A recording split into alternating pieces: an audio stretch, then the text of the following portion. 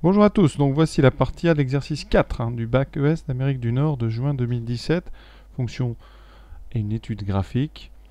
Donc on va tout de suite étudier le texte qui est assez court. Donc vous avez une fonction f définie sur l'intervalle donc 0,76 et on suppose que f est dérivable. Alors supposer que f est dérivable, ça veut dire à tout endroit de la courbe vous aurez une tangente non verticale.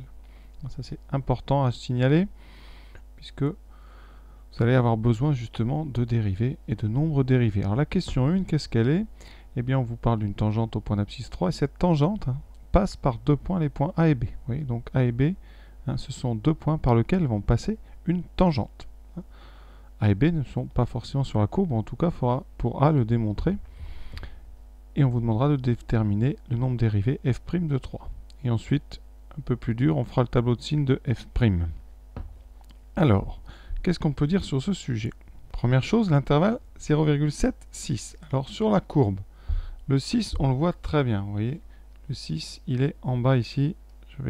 Ça veut dire que ça, c'est la fin. Après ce point-là, à droite, vous n'aurez pas de courbe.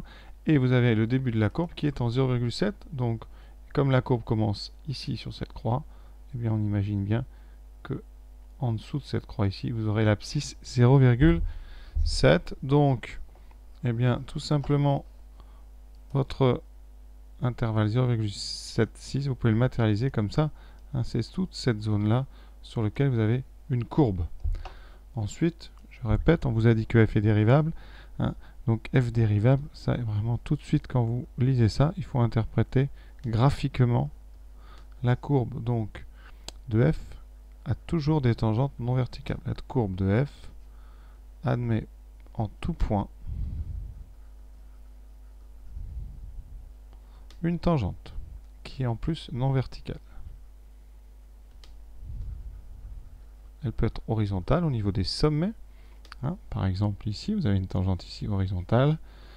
Elle peut être ici très pentue comme sur ce point-là. Si vous prenez au point A, par exemple, vous avez une tangente qui est comme ça. Voilà. Et au départ, vous voyez, une tangente très pentue, mais tout de même, elle n'est pas verticale puisque f est dérivable. Donc voilà tout ce qu'on peut dire sur au moins la définition de f. Maintenant, notre tangente au point d'abscisse 3, bien, on va la tracer puisqu'elle passe par les points A et B. Voilà, j'ai tracé ça un peu comme je peux. Ici, c'est donc la tangente au point d'abscisse 3.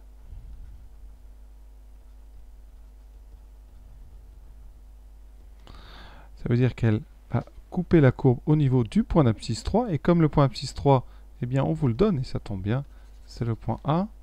Donc, eh bien, donc A appartient à la tangente. Et comme c'est la tangente en A, eh bien, A appartient aussi à la courbe. Alors vous pouvez rédiger ça, c'est la tangente au point d'abscisse 3 et elle passe par A de coordonnées 3, 4, j'insiste, c'est 3 là, donc c'est la tangente en A.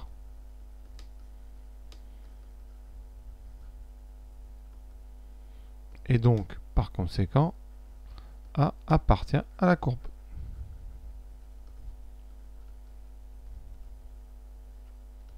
Voilà. Ensuite, maintenant, ça c'est vraiment pour rajouter, on vous demandait de déterminer f' de 3. Alors comment on calcule f' de 3? Eh bien puisque c'est une tangente, et ça il faut le savoir, f' de 3, c'est le coefficient directeur de la tangente. Au point d'abscisse 3, donc de la tangente.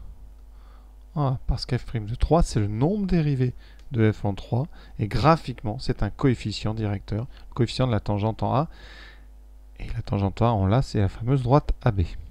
Donc, la seule chose à faire maintenant pour faire la question, c'est une fois que vous avez remarqué que f' de 3, eh bien, c'est le coefficient directeur de cette tangente, il faut trouver son coefficient directeur. Et donc, il faut se rappeler de la formule qui permet de calculer un coefficient directeur d'une droite quand on connaît deux points. Alors, cette formule, je vais vous la rappeler, coefficient d'une droite AB, c'est la différence des ordonnées, YA moins YB, sur la différence des abscisses, XA moins XB. Alors, si vous préférez commencer par le point B, ça ne changera pas votre coefficient, puisque la droite AB, BA, c'est la même.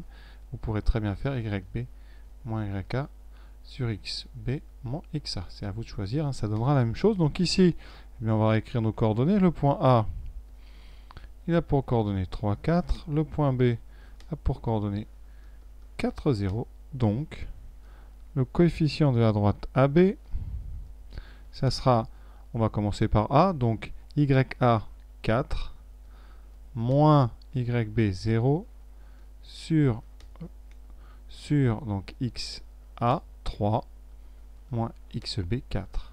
Ce qui donne 4 sur moins 1. 4 sur moins 1, ça donne moins 4.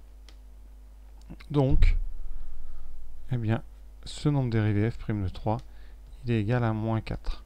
Sur le dessin, ça veut dire ici que quand vous avancez d'une unité, vous devez redescendre de 4 pour retomber sur la droite. Effectivement, c'est ce qu'on a sur le dessin.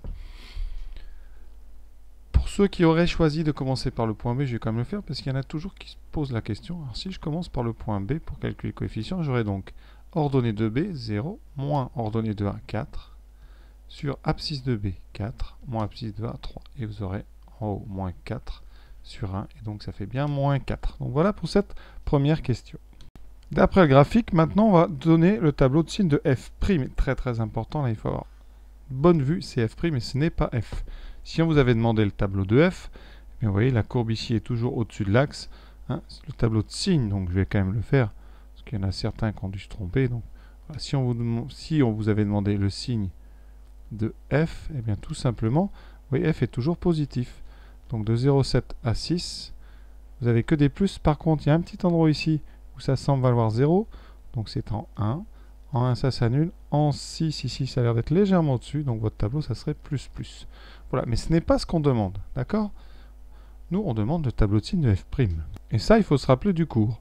Hein, f' positif, ça signifie que f est strictement croissante. f' négatif, f est strictement décroissante. Et quand f' s'annule, vous avez une tangente horizontale. Ici, eh bien, c'est simple, on va d'abord faire le tableau de variation de f et on en déduira le tableau de signe de f'. Ce que vous pouvez faire sur un brouillon, par exemple, mais sinon, même sur votre copie, vous faites un grand tableau. Voilà. Et on va faire le tableau par rapport à l'habitude dans l'autre sens. C'est-à-dire qu'on va faire les variations de f, puisqu'on connaît f, on nous le donne, et après on en déduira en dessous le signe de f'. Un tableau qu'on fait habituellement dans l'autre sens, puisqu'on fait d'habitude la dérivée, on trouve son signe et on trouve les variations. Là, on va faire dans l'autre sens. Donc on écrit 0,6,7 et on regarde cette fonction f. Elle est d'abord décroissante jusqu'à ce sommet ici, qui est un creux ici. Donc jusqu'en 1, elle va être décroissante. Même si vous voyez, on peut aller jusqu'au bout, ça fait ici jusqu'en 0. Ensuite, elle est croissante, vous voyez, jusqu'à ce deuxième sommet. Donc ici, c'est jusqu'à x égale 2. Elle va donc être croissante. Vous avez un deuxième sommet, mais ici, c'est un maximum. Et c'est à peu près 7,2. Ensuite, elle est décroissante jusqu'au bout. Voilà. Et elle s'arrête à 0, on va mettre 0,1. Voilà. Qu'est-ce qu'on peut dire de la dérivée?